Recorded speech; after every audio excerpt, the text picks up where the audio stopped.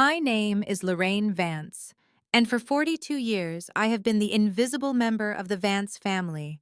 While my sister Charlene was vacationing in the Hamptons, and my parents Reginald and Bernice were busy curating their image as philanthropic pillars of Connecticut society, I was in a fluorescent-lit doctor's office in Bridgeport, listening to a neurosurgeon tell me that my 7-year-old son Timmy needed spinal fusion surgery immediately. It wasn't a choice, it wasn't elective, it was a terrifying necessity to prevent permanent nerve damage. I remember staring at the doctor's mouth as it moved, the medical terms washing over me like a cold tide: spondylolisthesis, nerve compression, immediate intervention. All I could hear was the thumping of my own heart and the quiet scratching of Timmy's coloring pencil on the paper, crinkling beneath him on the exam table. I'm a single mother. I work as a paralegal for a mid-sized firm, decent pay for a single person, but barely enough for a family of 3 when you factor in rent, utilities, and the specialized care my sons need. My older son Bobby is 9. He's a good kid, chaotic and loud but good. But I couldn't bring a 9-year-old into a surgical waiting room for 12 hours, and I certainly couldn't leave him home alone for days while I stayed by Timmy's bedside in the ICU. I had no savings left. My ex-husband had seen to that before he vanished to the West Coast with a yoga instructor named Starla. I had no nanny, I had no backup, except for my parents. Reginald and Bernice Vance lived in a sprawling estate in Greenwich, a 40-minute drive away. They had a staff of 3, a guest house larger than my apartment, and enough free time to play golf 4 days a week. We weren't close emotionally, at least. To them, I was the unfortunate daughter. The one who married poorly, lived in a transitional neighborhood, and didn't drive a Mercedes. But this was an emergency. This was their grandson's spine. I sat in my car in the hospital parking lot, gripping the steering wheel until my knuckles turned white. I practiced what I would say. Keep it simple. Don't sound desperate. Just ask for logistics. I dialed the landline. My mother Bernice answered on the 4th ring. I could hear the clinking of crystal in the background. Vance Residence, she said, her voice crisp and airy, the voice she used when she thought it might be a donation solicitor she could impress. Mom, it's Lorraine. Oh. The airiness vanished, replaced by a tone of mild fatigue. Lorraine, we were just sitting down to a light lunch. Is this going to take long? No, Mom. I have some bad news. It's Timmy. The doctors found a severe compression in his spine. He needs surgery this Thursday. It's urgent. There was a pause. I expected a gasp, a question about his prognosis, a flicker of grandmotherly concern. Thursday, she asked. This coming Thursday? Yes.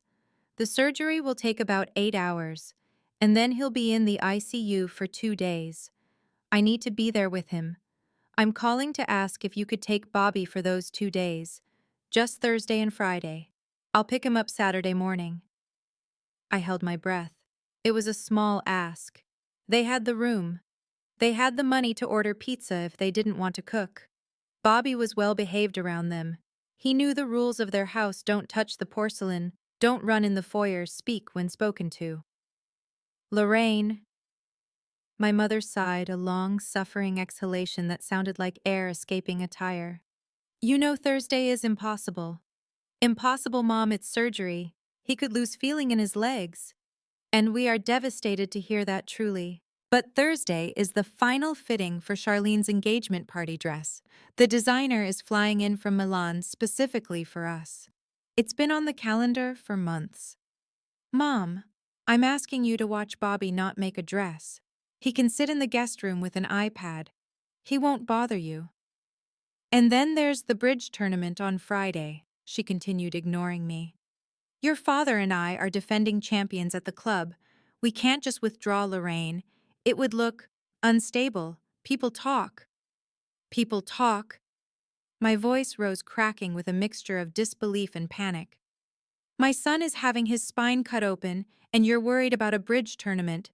Lower your voice, she snapped. There is no need for histrionics. This is exactly why you're always in these situations, Lorraine. Poor planning. If you managed your life with a bit more foresight, you wouldn't be dropping emergencies on our doorstep. I didn't plan for my 7-year-old to need back surgery. Well, you'll have to hire a sitter, or ask one of your friends from the city. We simply cannot do it. Charlene needs us. This is her time, and we aren't going to let a lack of organization on your part ruin her week. She hung up. I stared at the phone, the silence of the line humming in my ear. I felt a coldness spread through my chest, a heavy leaden realization. It wasn't just that they didn't care. It was that they viewed my tragedy as an inconvenience to their social calendar. I put the phone down and wept. I cried for 5 minutes, hard, ugly sobs that shook the car frame. Then I wiped my face with a fast food napkin, looked in the rearview mirror, and told myself, enough. I called a neighbor, Mrs. Higgins, a 70-year-old widow with bad hips, but a heart of gold.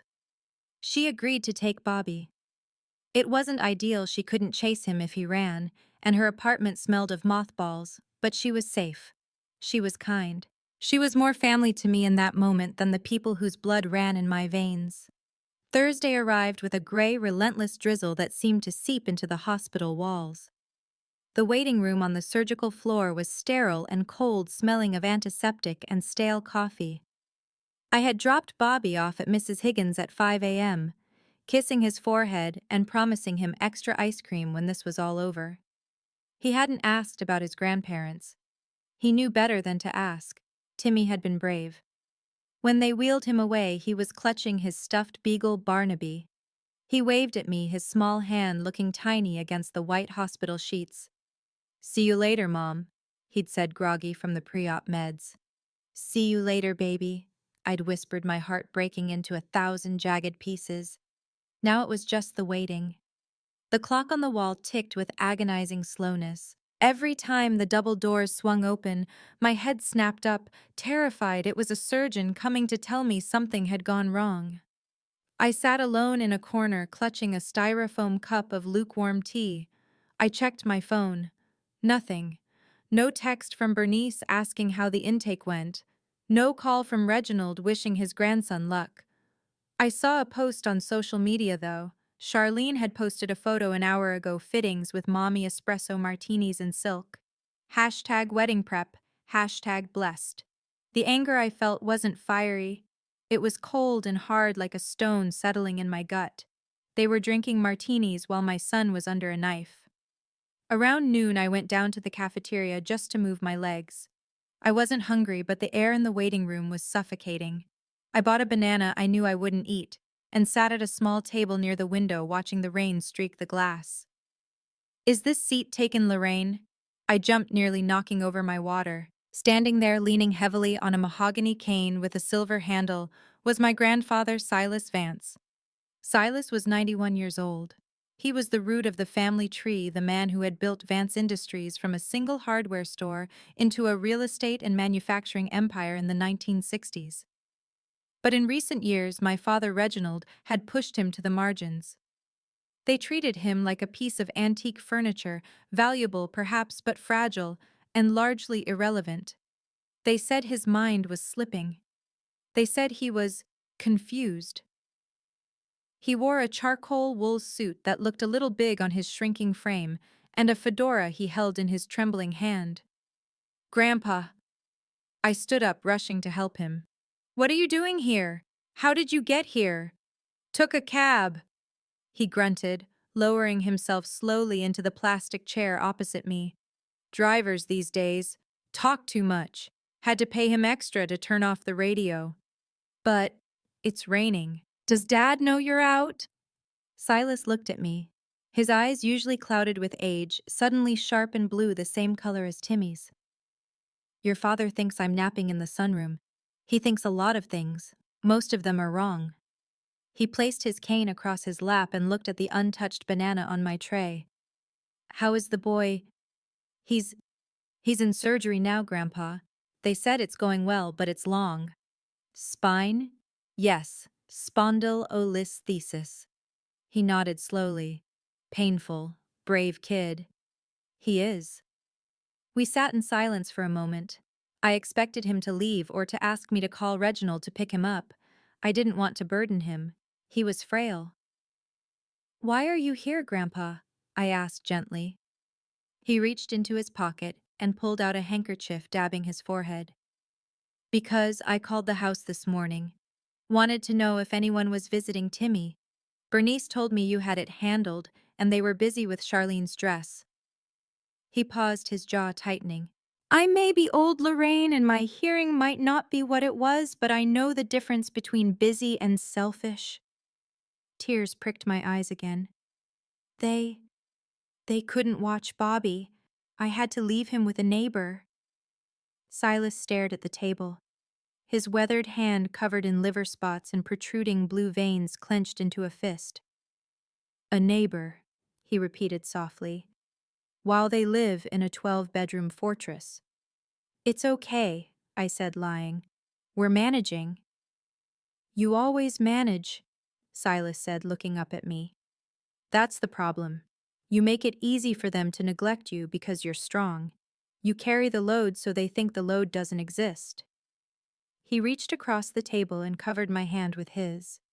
His skin was paper-thin and cold, but his grip was surprisingly firm. "I'm staying," he said. "Grandpa, you can't. It's going to be hours. The chairs are uncomfortable." "I have a cushion in my bag," he said, gesturing to a small leather satchel at his feet. "And I have a book. I'm not leaving until that boy is out of recovery." And he didn't. For the next 6 hours, while the rain turned to a heavy downpour, Silas Vance sat beside me in the waiting room. He didn't talk much.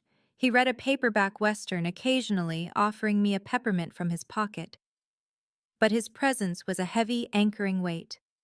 Every time I started to spiral into panic, I would look at him, steady and immovable as a mountain, and I would breathe.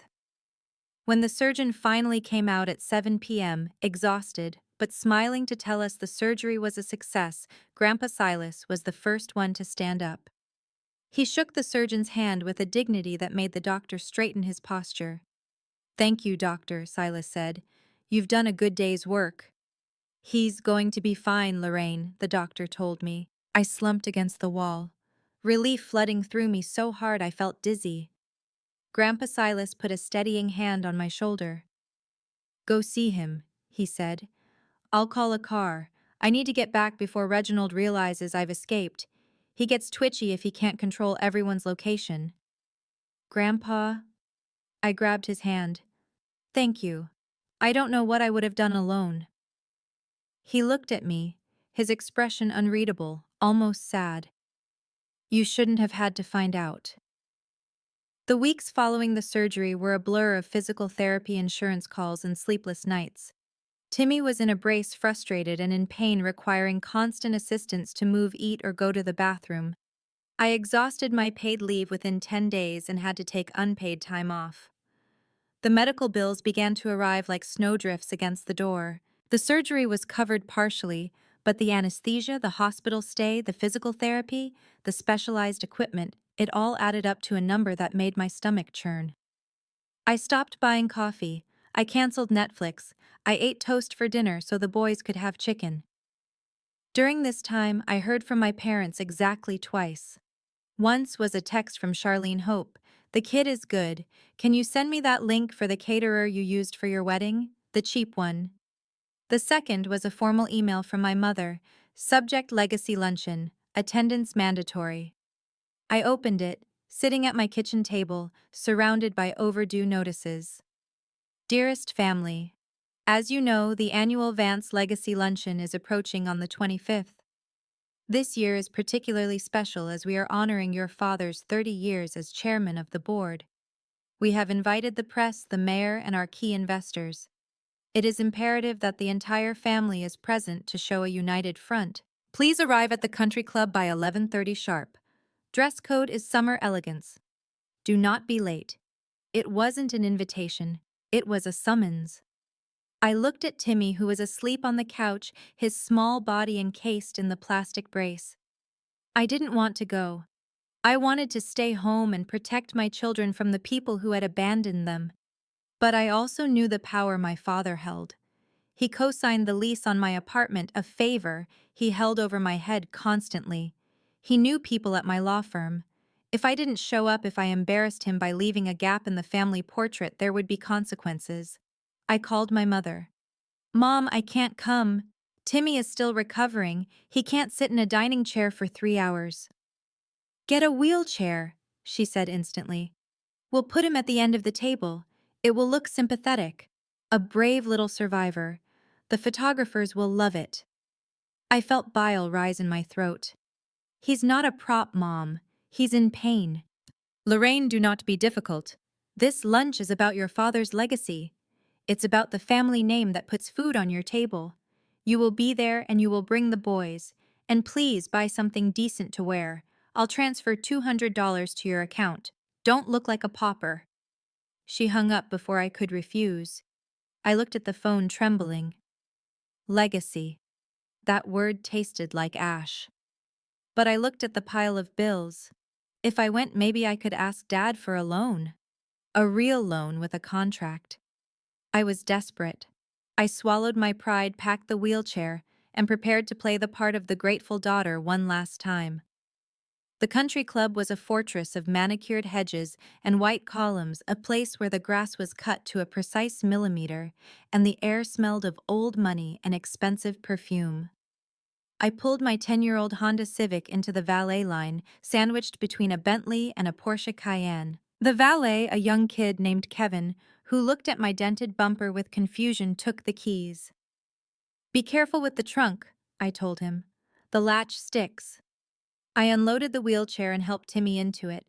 He was pale, wearing his Sunday best, which was a little tight around the shoulders now. Bobby stood next to him, tugging at his tie. "Do we have to do this, Mom?" Bobby whispered. "Grandma Bernice always pinches my cheek too hard." "Just for a few hours, Bug," I said, smoothing his hair. "Then we get pizza." We walked into the grand ballroom. It was breathtakingly beautiful in the way that makes you feel small. Crystal chandeliers the size of small cars hung from the ceiling. Tables were draped in heavy cream linens, topped with centerpieces of white orchids and hydrangeas. There were about 200 guests, men in tan suits, women in pastel sheath dresses holding flutes of champagne. I spotted my family near the head table. Reginald stood tall, holding a scotch, laughing at something the mayor was saying. He looked the picture of health and vitality, his silver hair perfectly coiffed. Bernice was beside him in a pale blue Chanel suit, her smile fixed and radiant.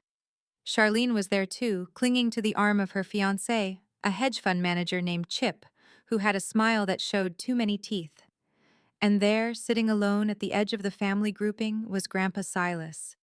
He was staring at his cane, looking smaller than I remembered. We approached. Bernice saw us first. Her eyes flicked over my dress, a navy blue wrap dress I'd found on sale at Macy's, and her lips pursed slightly, but she quickly recovered her public smile. "Lorraine." She opened her arms, but didn't actually hug me. She just sort of air-kissed near my ear to avoid smudging her makeup. "And the boys? Oh, look at Timmy." She gestured loudly, drawing the attention of the nearby guests. "Our little trooper? Look at him, everyone. Fresh out of surgery and still here to support his grandfather." A few people murmured appreciative ahs. Reginald turned beaming. He clapped a hand on my shoulder, heavy and possessive. "Glad you made it, kiddo," he said, his voice booming. "Wouldn't be a family celebration without everyone present." He didn't ask how Timmy was. He didn't ask how I was paying for it. He just steered me toward the photographer. "All right, group photo, everyone in." They arranged us like mannequins. Reginald and Bernice in the center, Charlene and Chip to the right glowing, me and the boys to the left. They put Timmy's wheelchair in the front. "Smile," the photographer yelled. "Grandpa," I called out. "Wait, Grandpa Silas isn't in it." Reginald waved his hand dismissively. "Oh, Dad's tired. Let him sit. We don't want to disturb him." "I'm not tired." Silas's voice came from the chair. It was low, raspy. "It's fine, Dad." Reginald said, his smile tightening. "We'll get one with you later. Just the core group for the press release." The core group. The founder of the company, the man who built the fortune they were wearing, was excluded because he looked old, because he didn't fit the aesthetic of vibrant modern leadership. I looked at Silas. He met my gaze and gave a barely perceptible wink. We took the photo. Flashbulbs popped. I smiled until my face hurt, feeling like a fraud in my own life. Lunch was served. It was a chilled cucumber soup, followed by filet mignon. I spent most of the meal cutting Timmy's meat for him and whispering to Bobby to use the correct fork. The conversation at the table was dominated by Charlene, who was loudly recounting the details of her engagement party planning, specifically the difficulty of importing peonies out of season. "It's just a nightmare," she sighed, sipping her third mimosa. "But Mommy said we simply must have them. They represent prosperity." "Absolutely," Bernice nodded. "We spare no expense for family. That's the Vance motto." I nearly choked on my water. Spare no expense. Grandpa Silas was sitting 2 seats away from me. He was eating slowly, his hands shaking slightly. Reginald ignored him completely, turning his back to the old man to chat with a senator seated at the next table. As the dessert course, some kind of gold-leafed chocolate tart, was cleared, the room quieted. It was time for the speeches. The master of ceremonies, a slick man with a radio voice, took the podium. "Ladies and gentlemen, please welcome the man of the hour, the heart of Vance Industries, Mr. Reginald Vance." Applause thundered. Reginald stood up, buttoning his jacket. He walked to the podium with the swagger of a king. Thank you all." He began, his voice smooth as velvet. He spoke for 10 minutes about vision and integrity. He spoke about the challenges of the market and the resilience of the American spirit. Then his gaze softened. He looked toward our table. "But you know," he said, dropping his voice to a conspiratorial emotional register, "business is nothing without family, and this year has tested us. As many of you know, my grandson Timothy recently underwent a major spinal surgery." The room went silent. All eyes turned to Timmy. I felt a cold sweat break out on my neck. What is he doing? It was a terrifying time. Reginald continued, looking down at his hands as if overcome with emotion. "But I am proud to say that the Vance family stood tall. We rallied. When Lorraine called us with the news, Bernice and I dropped everything. We ensured Timmy had the best surgeons in the state. We made sure Lorraine didn't have to worry about a single bill, about a single logistic." He looked up, tears shimmering in his eyes, tears that were completely fake. "Because that's what we do. We protect our own. We sacrificed our time, our resources to make sure this little boy could walk again. And seeing him here today, well, it's the best return on investment I've ever seen." The room erupted. People were standing, clapping, wiping their eyes. "Bravo!" someone shouted. Bernice was dabbing her eyes with a napkin, looking the picture of the saintly matriarch. I sat frozen.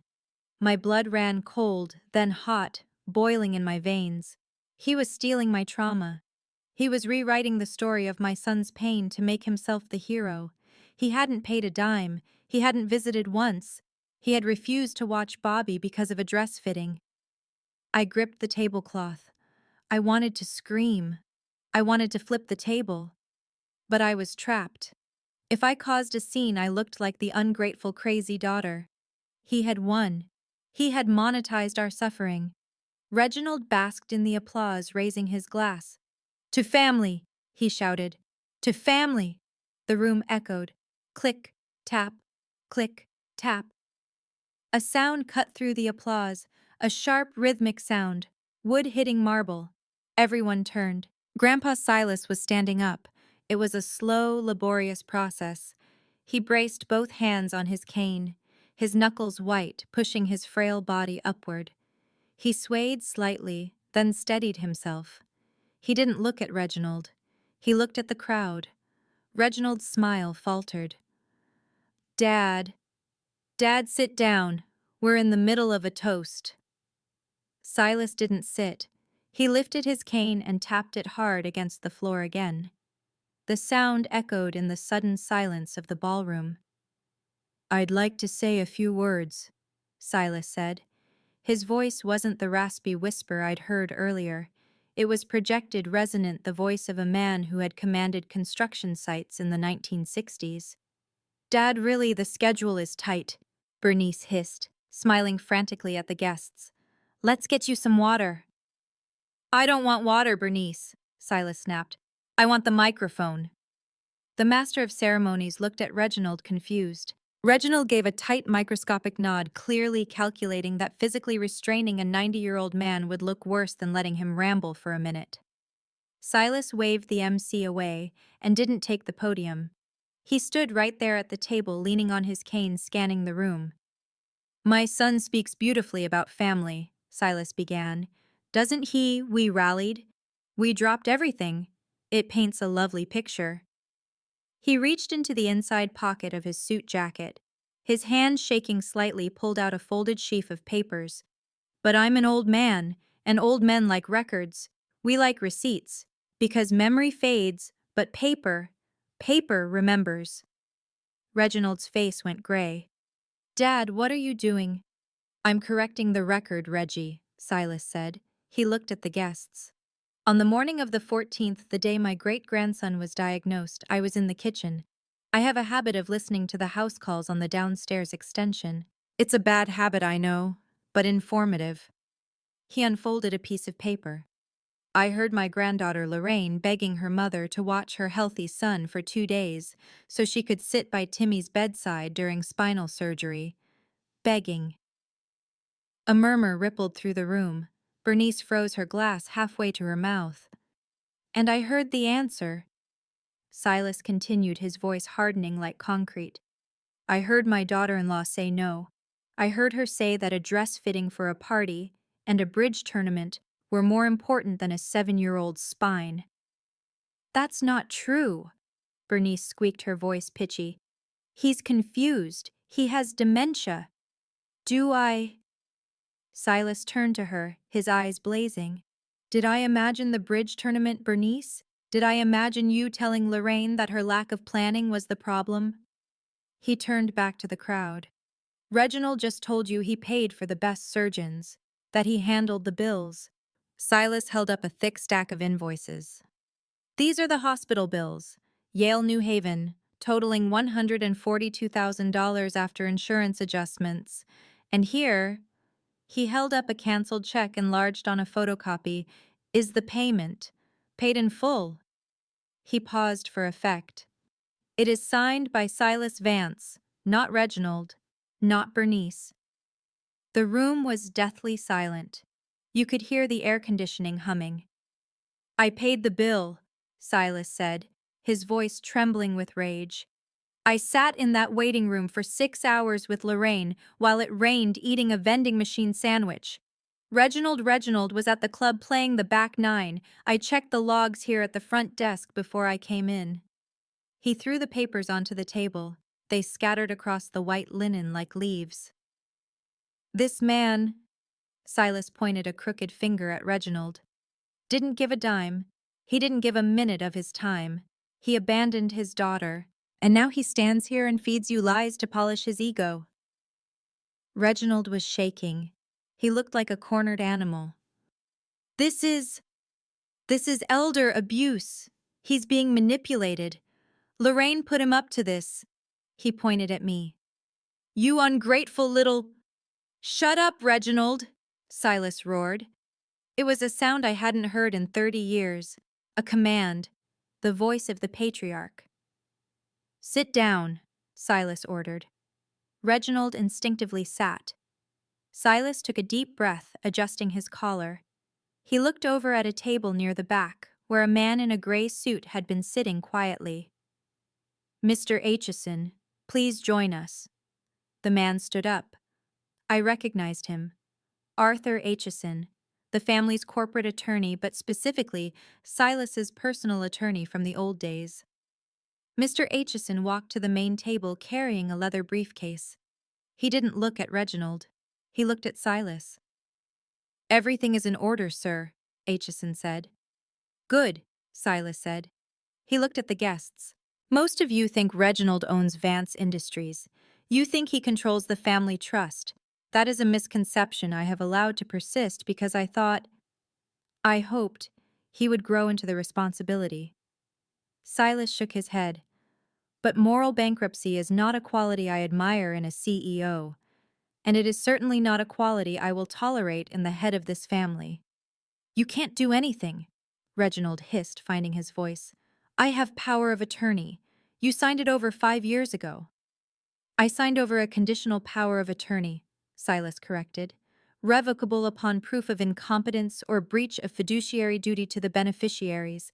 And the primary beneficiaries of the Vance Family Trust, aren't you, Reggie? They are the grandchildren. Mr. Aitchison opened the briefcase and placed a document on the table. This morning, Silas said. Mr. Aitchison filed an emergency motion. Based on your gross negligence of the beneficiary's welfare, specifically the refusal to aid a minor in a medical emergency while misappropriating family funds for, what was it, imported peonies? Charlene gasped. I have triggered the bad actor clause in the trust governance, Silas said. As of 9 a.m. today, Reginald and Bernice Vance are removed as trustees. Your access to the primary accounts has been frozen. Reginald's face went purple. You can't do this. I have a mortgage. I have the club dues. You have a stipend, Silas said coldly. A modest one. Enough to live, not enough to posture. The room was in chaos. People were whispering, checking their phones. The waiters had stopped clearing plates, staring open-mouthed at the drama. Silas turned to me, his expression softened. Lorraine, stand up. I stood, my legs shaking. I felt Bobby's hand grip my skirt. I'm sorry it took this long, Silas said to me, ignoring the room. I wanted to give them a chance to fix it. I waited for them to visit. I waited for them to send a check. I waited for them to tell the truth today. They failed every test. He looked at Aitchison. Read the restructuring. Mr. Aitchison adjusted his glasses. Effective immediately, the voting rights of the Vance shares are transferred to a new stewardship trust. The sole trustee of this new entity will be Mrs. Lorraine Vance. Reginald choked. She's a paralegal. She lives in a 2-bedroom apartment. She knows nothing about business. She knows about loyalty, Silas said. She knows about sacrifice. She knows how to balance a budget because she actually has to pay her bills, unlike you, who simply charges them to the company. Silas walked over to me. He looked at Timmy in the wheelchair. This family has been rotting from the head down, Silas said loud enough for everyone to hear. It's time we grew some new roots. Lorraine will control the charitable arm and the family disbursements. If you want money for a dress, Charlene, you ask your sister. If you want funds for a bridge tournament, Bernice, you submit a request to Lorraine. Bernice looked at me with horror. The power dynamic had shifted in the blink of an eye. The daughter she had dismissed as a failure now held the purse strings to her entire existence. Grandpa, I whispered, I don't know how to run a conglomerate.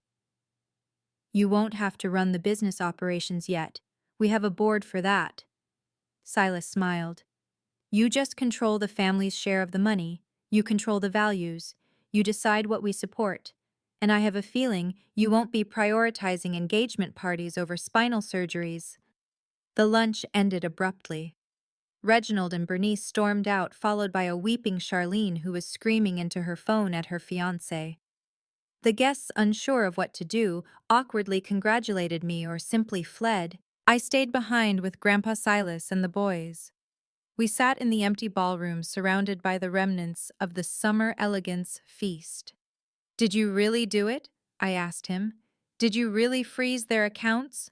Oh, yes. Silas chuckled, biting into a leftover roll. Reginald's credit card will be declined at the gas station on his way home. A petty vengeance, I admit, but I'm 91. I'm allowed to be petty. He looked at Timmy. How's the back, son? It hurts a little, Timmy said. But the doctor says I'm Wolverine now because I have metal in me. Silas laughed, a genuine wheezing sound. That you are, Wolverine. He looked at me. Lorraine, I have been watching you for years. I saw you leave that deadbeat husband.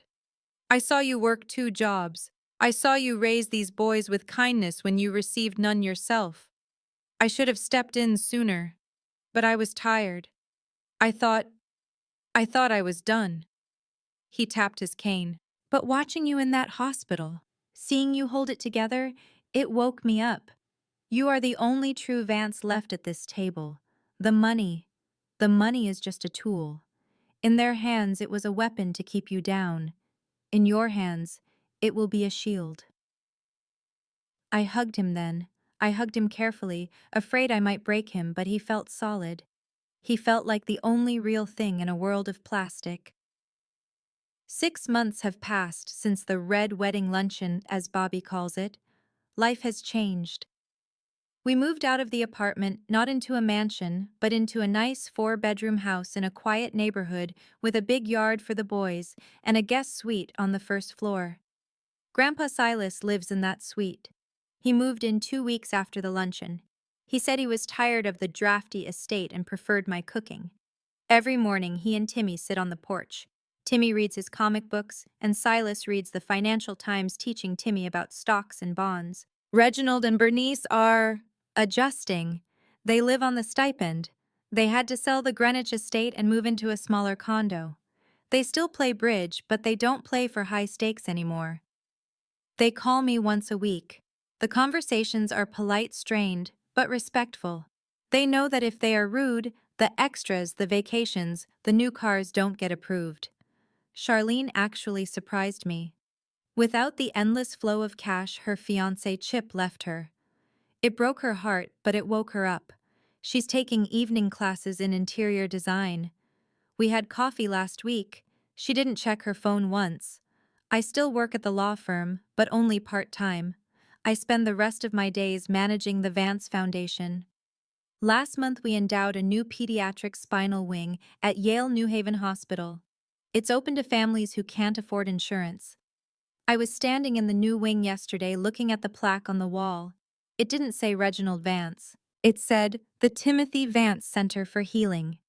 Grandpa Silas stood next to me leaning on his cane. Not bad, he grunted. Better than a party dress. Much better. I smiled.